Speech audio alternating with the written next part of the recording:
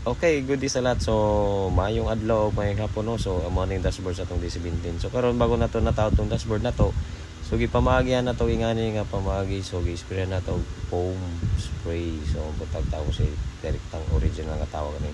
So, kana siya mugahe na siya na mahimo siya foam. So, mo na atong naunon na ano kay para mag-iwasan jud ang mga sungaw sa atong aircon sa atong mga surplus no.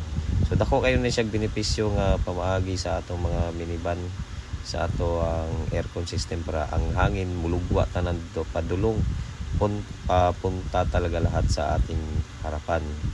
So ganito lang yan ang sistema, pabuga-buga lang ng ganyan.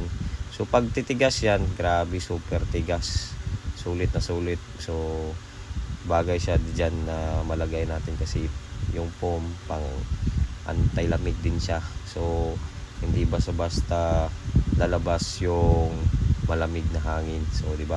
So, napalaking puntos na ito sa mga minivan owner. So, yan na lagyan na natin lahat. So, na-sealed na natin yung air vent natin. So, ilalagay na natin yung original air vent, air duct ng ating minivan. Kasi, yung setup ng dashboard natin is standard, yung Meow Meow conversion. So, yan sa loob na ginalagyan na din natin para sulit talaga at walang leak sa ating aircon system na yung hangin sulit na sulit talaga na lalabas doon sa harapan. So yan. So ganyan lang talaga yan. Medyo malambot pa pag titigas na super sulit. So parang meron ng lagayan ng ice lamig ng ating hangin. So yan, nabuo na natin yung dashboard natin. So ito yung original dashboard. So nakikita nyo, yan yung nangyari. Yan. So buo na. So yan o. So ito talaga yung original na muka ng dashboard ng ating DS17 yung standard.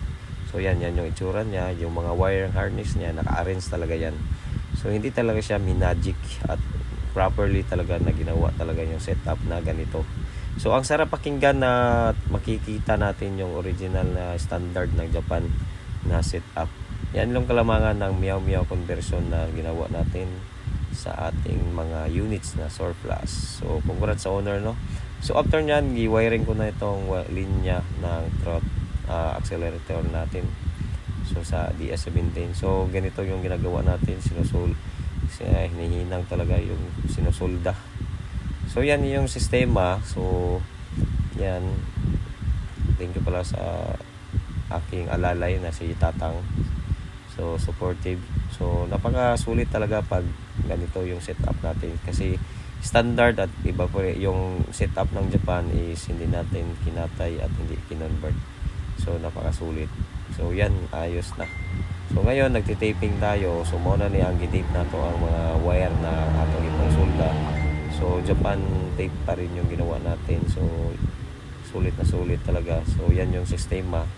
So pinaisa-isa natin yung mga birada ng ating mga electrical. So yan kasi yung pinaka-importante sa ating sasakyan, yung pag-convert na maayos talaga yung electrical wiring kasi para safety at saka hindi talaga senior cut. So brand new lahat ng mga wirings natin na nilagay, mga brand new lang lahat yan.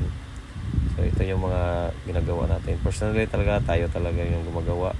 Kahit tayo yung may-ari, tayo ting gumagawa ng ating mga harness system. So tuloy mayroon akong kasamaan, yung tao ko si Joseph, yan, tumutulong din sa akin pag harness. So okay na, kitang-kita na standard na yung setup. So yan, nalagay na natin yung dashboard, napakasulit, standard yan lahat, yung evaporator, aircon system, standard yan. So ito yung itsura natin ng ating dashboard. DS17 naka-convert na. So yung dashboard niya, napakasulit, napakaganda ng pagka-finish, super sulit talaga. So Romniela Japan Source Pass Vlog, salamat sa pagtitiwala. Thank you.